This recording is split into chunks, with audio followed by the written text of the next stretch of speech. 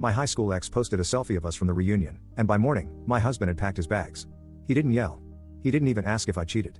He just looked at me like I was someone he didn't recognize, and maybe he was right. Because somewhere between our quiet dinners and my secret texts, I'd become the kind of woman who ruins her own life. For a spark she mistook for fire. David turns his phone toward me and shows the selfie. There's Jared, my high school boyfriend, the one I danced with last night at our 20-year reunion, with his arm around my waist, both of us laughing. David asks if I had fun with Jared, then sets the phone down and grabs his keys. He was gone. 24 hours earlier, I stood in front of my bedroom mirror trying on my third dress. The black one made me look like I was going to a funeral. The blue one had a stain I'd never noticed before, probably from last week's pasta dinner.